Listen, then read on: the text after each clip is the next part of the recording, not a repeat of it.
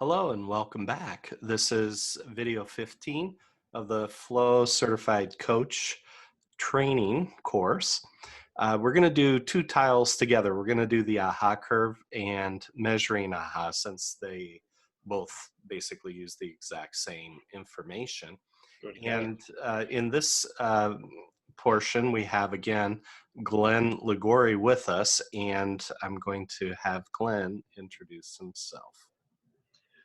Hi, everybody. Glenn Ligori, part of this wonderful Flow network. I'm a Flow certified trainer internal, because I do training of the model within the corporation I work with at ZF. We're a global automotive supplier, 160,000 people. I work and lead a team called Methods Incubation for a subgroup of IT. It muted there. Sorry about that. So Okay. I get to work with a lot of different people that we get to coach, we get to train, and we facilitate. And so in my role, we're always working with teams and individuals becoming working better through the different models. And I love Flow, get to teach that every day, because at some point something's going to come up about Flow. So yeah. So in this video, we'll talk you a little bit through this AHA curve concept, through what does it mean to struggle, motions, perform, and high perform, and how to figure out how to measure this. And then we'll look at as well at an additional model that kind of reflects it, this inform act curve. Yeah. So AHA. Now, we've all worked with teams, hopefully, where at some point along the way, somebody goes, "Oh, that's what you mean. Oh, that's what that is supposed to be doing." Like, we always have those moments, and that's what we refer to as the aha moments, or that in this overall curve, if you will, that aha moment. Now, as individuals, as teams, as within the product setting, even organizational, there are many times where people come together, the team forms, much like the Tuckman model, we form, and somewhere along the way we have to storm, right? Forming, storming. And then they get into some norming, and then hopefully performing. Now, the way we teach the model itself, that Tuckman model, there's a lot of that iterative nature, and there's some of that back and forth. Much like what we see in the AHA curve, where we're talking about that struggle. At the beginning of most working with individuals or teams, or certainly even in the products that we're delivering on, there are going to be struggles. We're going to have that early part where, yeah, we've come together, we think everything is going to be great, and we go through a storming phase. There's a phase that most people don't talk about, and it's one of my favorites. I bring it into all the work that I do, that there's actually between norming and storming, called conforming. Conform. Now, when you think of the root of the word, it's, opposite of forming, right? Conforming. We haven't really formed, but in that moment, those are the teams that think they're in this motions portion. They're going through the motions. Everything is working well. We think it's working well. You perceive it as going okay. And, oh, we're such a great team, we don't have to go through the storming. No, we're not going to fight. There's no, don't worry about it. I can't tell you how many teams I've coached where I show them this, and then I ask them to vote. Where do you think you are in not only that the Tuckman, but also here? Yeah. They all land in motion and conforming. Like 90% of the votes will be there, because they haven't really reached that moment of, aha, oh, I get it. Yeah? So as we take them through any of the work, and as you give them that water torture of good news, and you keep telling them over and over and over, and you get them to eventually realize there's something, whatever it may be within any of the models, be it the 4 lenses, be it the 4Ds, be it VSPT, be it the flow friction analysis, any one of those elements, we keep reminding them of bits and pieces. And at some point they go, ah, that's it. I get it. It explodes. Yeah. There was one that Ted used to say, we had somebody in one of our classes a couple of years ago, and he said, "You've blown my mind." Yeah. Right? But the way he said it was just so funny, because it wasn't like you blew my mind. You blew my mind off. Yeah. Right. I think he said something along the lines of, "You blew up my head." Blew up my head. That was it. You blew up my head. You blew up my head. So it's that moment when their heads explode and they go, now I get it.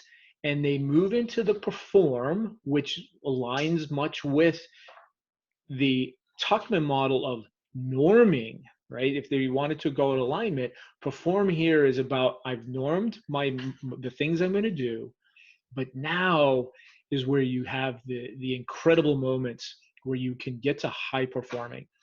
We have an example in our organization. One of my coaches is working with a large team on autonomous driving. We all know where autonomous driving is going. And this group, it's 100 developers. And they're talking about level 5 autonomous driving. Like, this is the stuff we don't see in the world right now. Yeah. And he's working with them on how to work. And they've gone through this. And he said to me not too long ago, he's like, you should see this group. The manager is all for it. They're delivering, and they're having these amazing conversations, and they're just churning out good stuff. They're in somewhere up in that perform, high perform. They're somewhere up there. We don't know though, because they're not measuring it yet. Now, they're going to use, thankfully, a great tool that we all love, the Agility Health Radar. They're going to use it. They're paying for it. But it's getting them to see where they are on this, because they went through some of those early phases. And there are some Scrum Masters coming into that group going, yeah, I'll just do it my way. We'll see how that goes. Yeah. So for us, I mean, this was a big commitment from that project manager, that team, to say, we're going to bring in a coach and help us learn how to do these things and get to that high performing state. Yeah. Yeah. So they're doing well with that. So this is talking about measurement. This view, the way I look at this view, if we want to, again, considering the lenses, the individual, team, product, organization, I always like to shorten it as well in some of my coaching, the I, we, it's, if you haven't heard it already.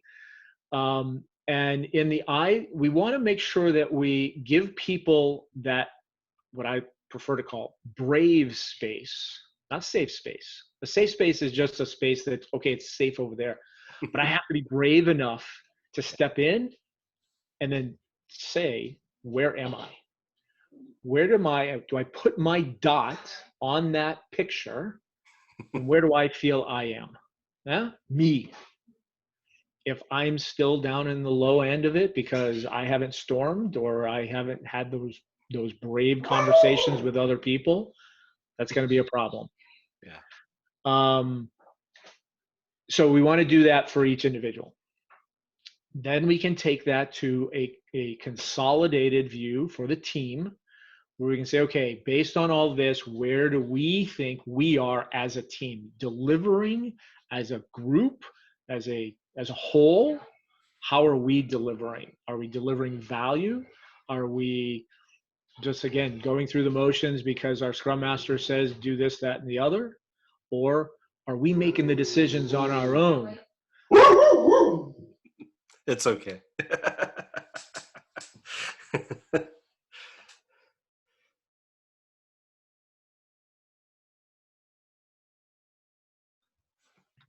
You'll be able to snip some of that. So he hears trucks or something.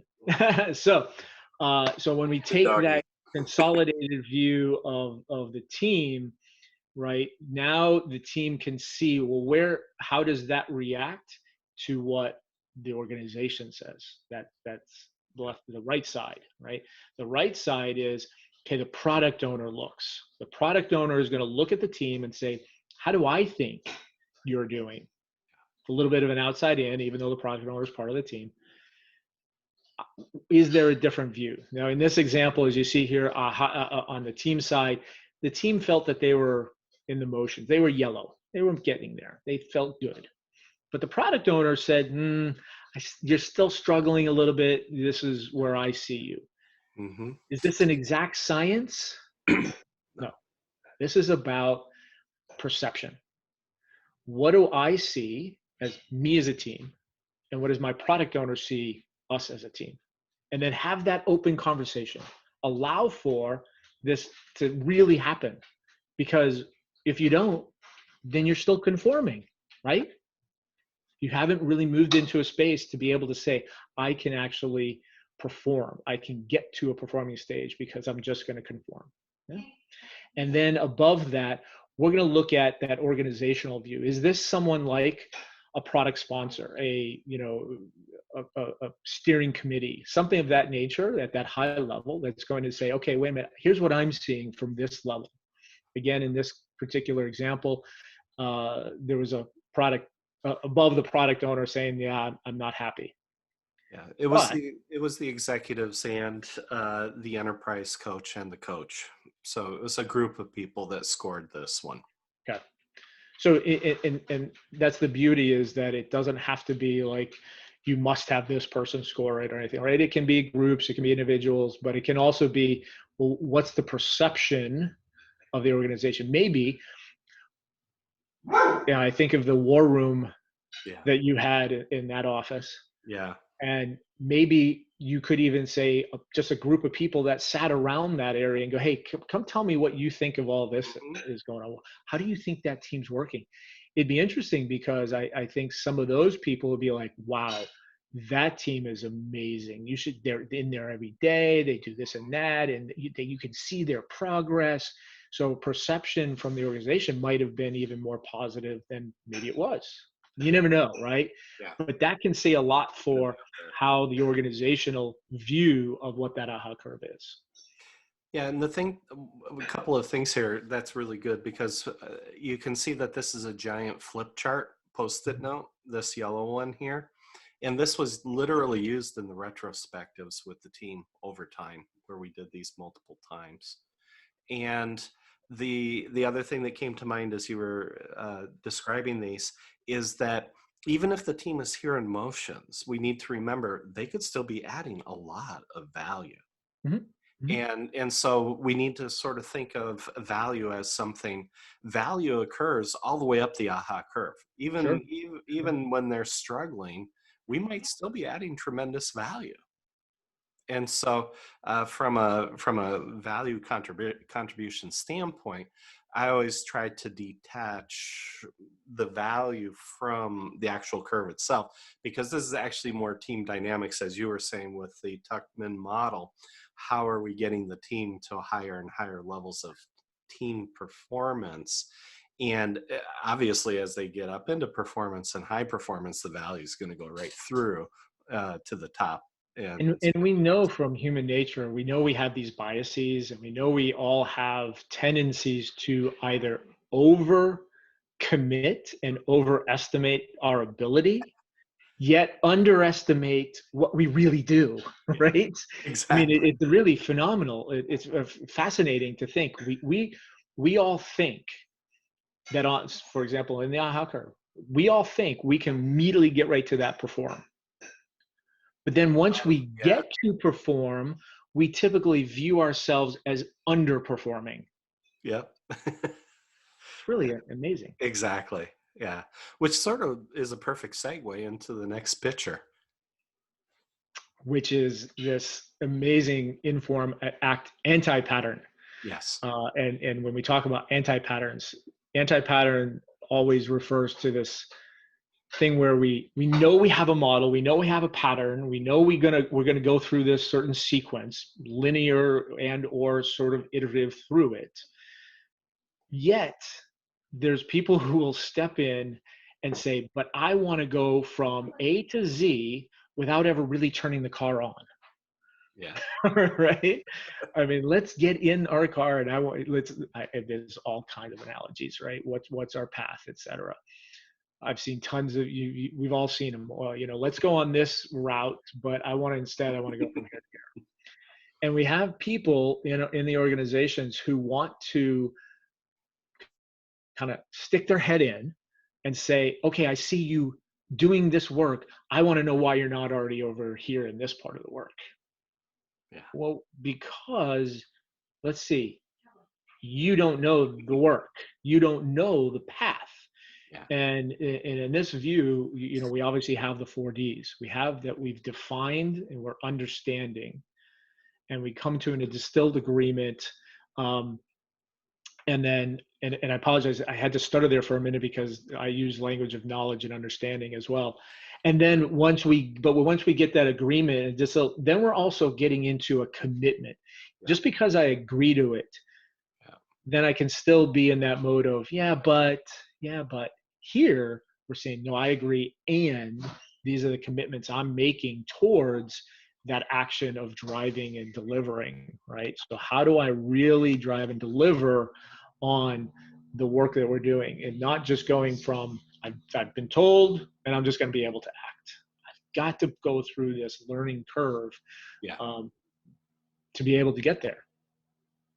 Exactly. And I would say I always love conversation, right? The real conversation, as it says, it's the real conversation that matters. I say it time and time again, and some people have called me a broken record in my organization of like, why do I have to have another conversation? Yeah. It can be synchronous, it can be asynchronous, but if we don't have it, I don't know where you are. We can't come to an agreement. Just like the husband looking in the closet and the wife looking in the closet, and I have nothing to wear. We all know that line. We've heard it a million times. My wife hates it. It's a joke because thankfully she's never said that. And I've never had to say it. But when one person looks in the closet and says they have nothing to wear, it means something very different to somebody else. So we have to have the conversation so that we can ensure that we have a clear understanding and we have a clear agreement on what that really means, so that we can get to the yes and then deliver. Yeah. And to close it out in the 4D model, actually the drive would be an arrow coming back from act back down to inform, bringing the executive back in through retrospectives, through incremental progress, and saying, we're one step closer to the vision. Does this match up to what you expected? And so that's how we drive the entire iterative process, and it continues. So this was something that Bob Geist had come up with and used with one of our projects, and it was really excellent, and it worked really well with the executive leadership as well. Perfect. So I guess in closing, the number one thing about the AHA curve is that it's important to recognize that not everybody is going to go through each of those steps in the same timeline or the same way. You have to be able to read the team dynamics. You have to understand these things like the Tuckman model, for example, and understand that it's just that you have progress towards that high performing. And there's going to be a moment when you hit that aha, that, oh yes, the light bulb going on. You will see that incremental improvement even faster. It'll, what was the word I was trying to think of there? You'll see, it's late in the day and I'm already forgetting. It's okay. You'll see the results. You'll see the results, but you're also, it's mathematical. Boy, blanking. Oh, that's okay. Cut that out. Yeah. So you'll see you'll see the results. Yeah. But then that you don't ultimately, because of the way that you measure some of these things, you really don't need everyone to really see these 200% increase in productivity. If you get some people along that path, you'll get others to come because they start seeing the positive. They start hearing how it's working. They drag the others with. Yeah, exponentials. That exponential improvement. That was the word I was looking for. Oh my God. Well, and this was really one of two big ahas for me. First, you don't have to have everybody on the team with in order to get a 200, 300, 600, 900% increase. You need maybe 40% of the people with who can really perform, and everybody else comes with. When that happens, it's really cool. And that's at the team level. But then when you move over to the product program level and you're looking at portfolios or big programs, when I looked at it from a portfolio level and all the teams and everything that they were working with, again, we didn't need all the teams with in order to, over a 2.5, 3 year period of time, literally save a year and a half's worth of budget for 250 team members. And so that's when the aha hit me is you don't have to have everybody with and you can still win. Well, and I think it goes along with this last point here about the retrospectives and progress over time, right? Yeah. It's little by little. You have to just do the bits and pieces, and some people are going to go on that journey, and some are just going to be just back there in the back of the boat. Just let them be. Whatever reason. Whatever reason they're going to come forward, they'll come forward and go, huh. It's like, wow, look what we did. It would have been great if I would have been with. Yeah. So. I know a lot of people like that right now. Yeah, exactly. Well, super. We'll close this one out here. Awesome. Thanks. Thanks, Glenn.